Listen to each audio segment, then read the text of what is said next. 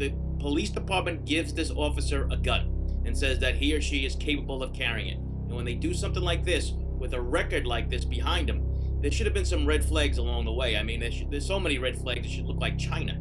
For 2 years, we have wanted to know how much time elapsed between the first round of shots that then Neptune Police Sergeant Phil Seidle fired into his wife's car and a second round that Seidle was able to make while in full view of fellow police officers. Well, today, a new federal wrongful death lawsuit says it has the answer. 2.5 minutes. For those 2.5 agonizing minutes, fellow police officers looked on as Seidle brandished a weapon, held it to his head, and threatened his wife, all in the middle of an Asbury Park street. But it's not just those moments that are at the center of this lawsuit.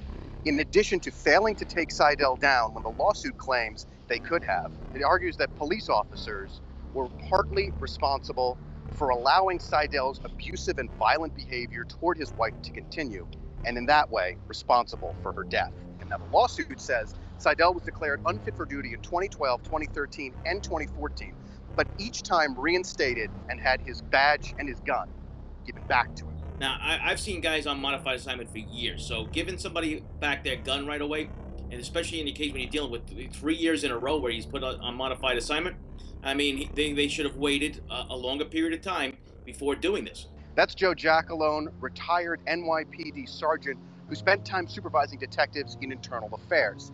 He says that this case has the hallmarks of instances where cops were covering for their own.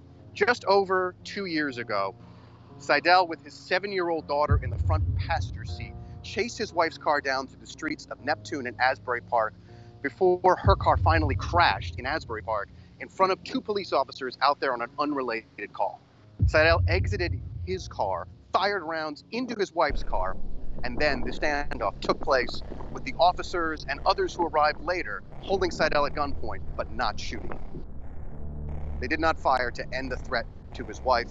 The lawsuit alleges they should have put him down then and there. Some of those officers can be heard addressing Seidle by name, imploring their brother officer to put down the gun as opposed to shooting him. The wrongful death lawsuit filed by attorney Shelley Stangler on behalf of the 9 Seidle children names Neptune, Asbury Park, Monmouth County, and the Monmouth County Prosecutor's Office. None of them are commenting. Phil Seidle is serving 30 years behind bars as part of a plea deal.